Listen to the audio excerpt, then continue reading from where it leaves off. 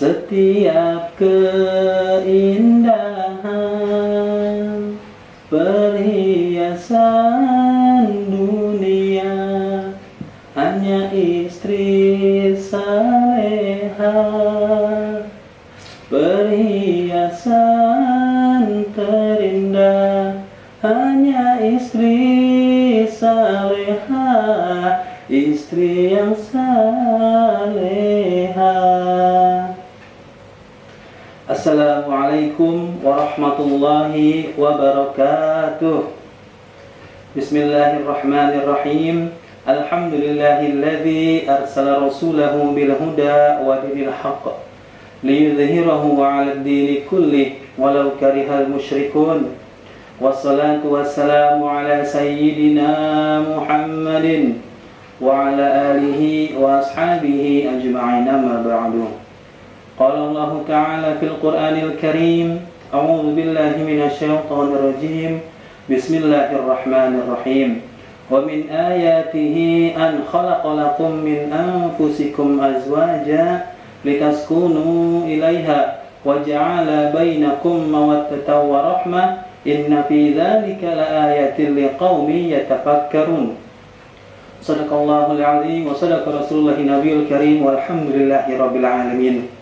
Ma'asyiral muslimin, pemirsa Uli Media dimanapun Anda berada, mari kita panjatkan puja dan puji syukur kita kehadirat Allah Subhanahu wa Ta'ala yang memberikan kehidupan kepada kita dan mengizinkan kita untuk hidup sampai dengan hari ini. Dan kita juga patut bersyukur kepada Allah Subhanahu wa Ta'ala yang menciptakan segala sesuatunya secara berpasang-pasangan. Ada wanita, ada laki-laki, ada siang hari, ada malam hari, ada utara, ada selatan, ada timur, ada barat, dan begitu seterusnya. Allah menciptakan segala sesuatunya secara berpasang-pasangan. Salawat dan salam mari kita sanjungkan kehadirat Nabi besar Muhammad sallallahu alaihi wasallam yang menjadi contoh terbaik bagi kita sepanjang zaman.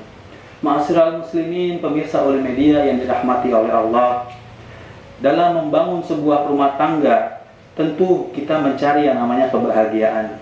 Setiap kita menginginkan kebahagiaan, baik itu suami, istri, maupun anak-anaknya, semua ingin hidup dalam kebahagiaan.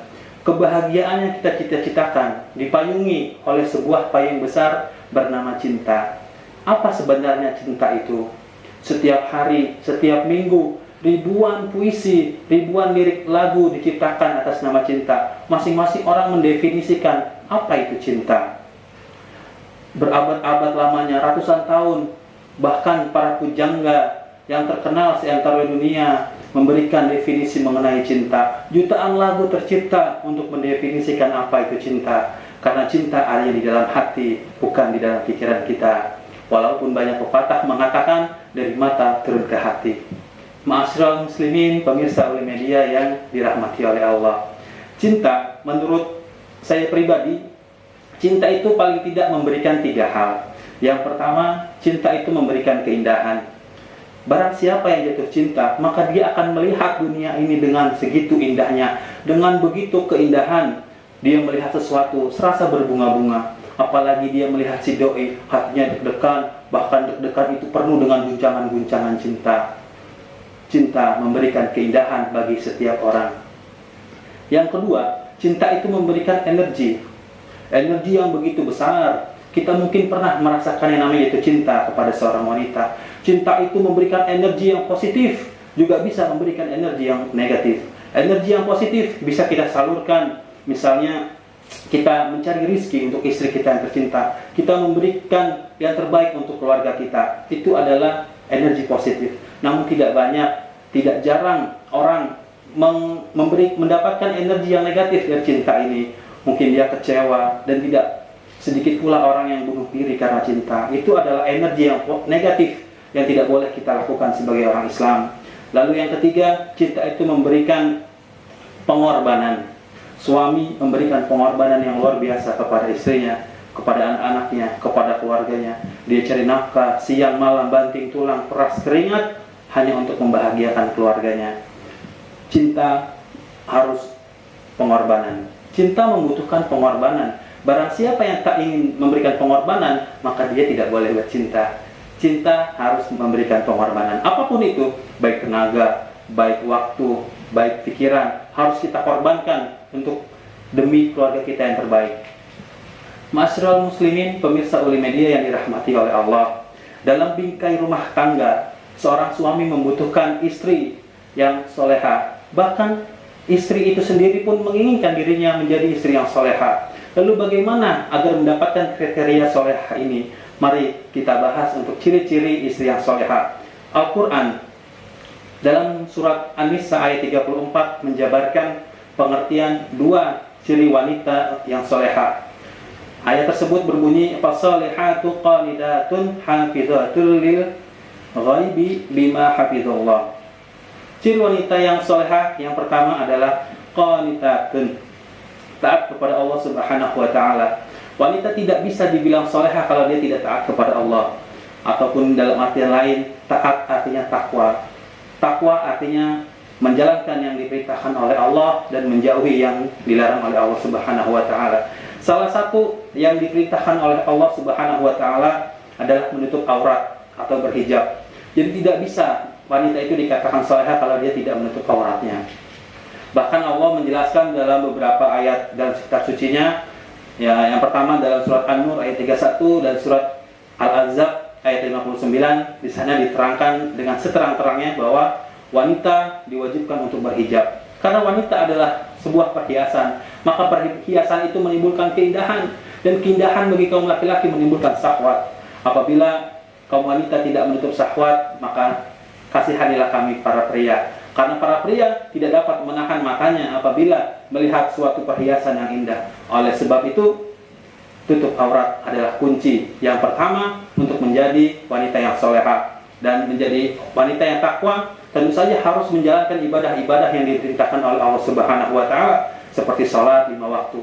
Suami pergi tugas misalnya, ataupun bisnis, ataupun ada tugas keluar kota, keluar negeri, tetap seorang istri harus diwajibkan sholat, baik itu sholat wajib maupun sholat sunnah.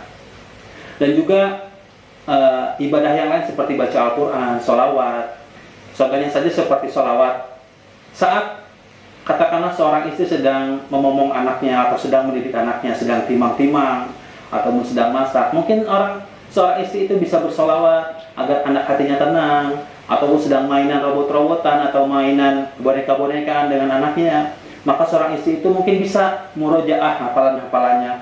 Maka anak itu pun akan mengikuti apa yang dilakukan oleh si istri tersebut.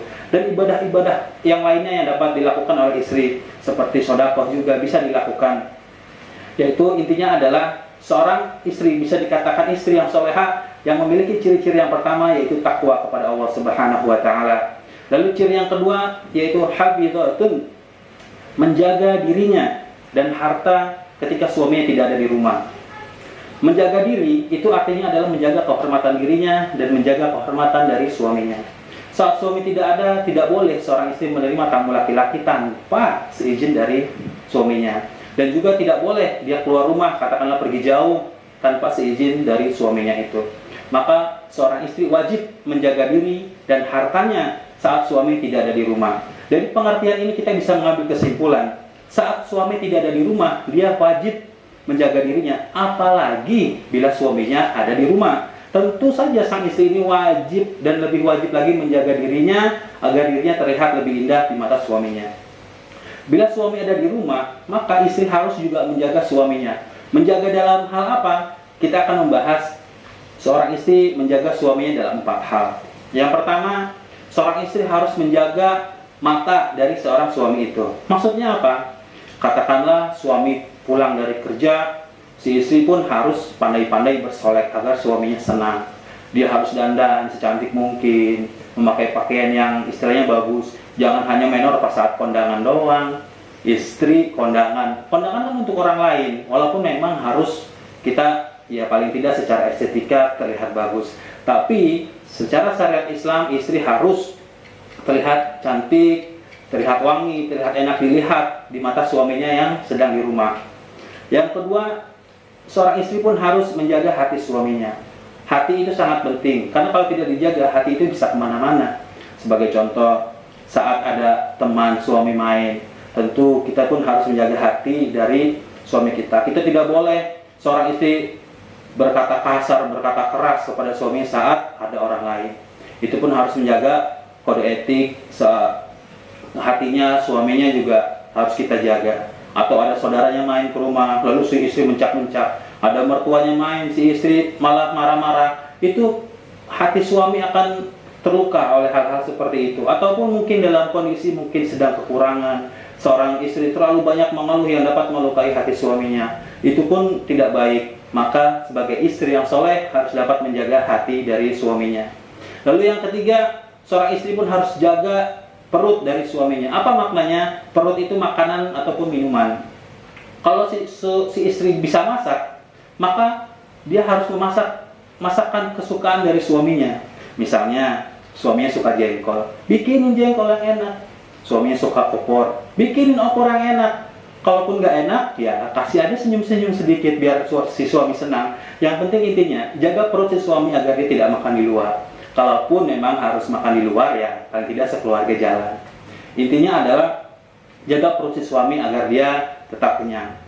Yang keempat, yaitu seorang istri harus mampu menjaga kelamin dari suaminya ataupun syahwatnya. Dan ini penting, banyak kasus perselingkuhan terjadi karena si istri tidak pandai dalam menjaga syahwat si suami. Dalam Islam, apabila si istri meminta duluan, katakan dalam hajat biologis ini, maka si istri akan mendapatkan pahala yang besar. Jadi tidak perlu malu, karena memang sudah halal, suami istri kan sudah halal. Jadi kalau barang siapa yang meminta duluan, sebenarnya kalau istri yang minta duluan itu pun sah-sah saja, tidak perlu malu. Dan kalau meminta duluan, pahalanya jauh lebih besar.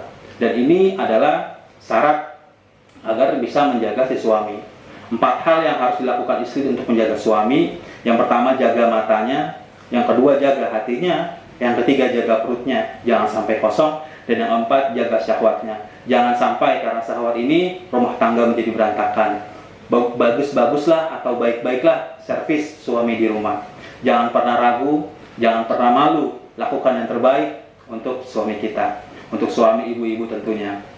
Mungkin itu saja yang dapat saya sampaikan. Mudah-mudahan 2 ciri dari istri yang solehah ini bisa diterapkan agar istri-istri kaum muslimin menjadi istri yang soleh dan solehah. Dan kita sebagai seorang suami jangan pernah putus asa untuk selalu mendoakan yang terbaik bagi istri-istri kita. Mudah-mudahan bermanfaat. Kurang lebihnya mohon maaf. Wallahul muwaffiq ila aqwamit thoriq. Wassalamualaikum warahmatullahi wabarakatuh.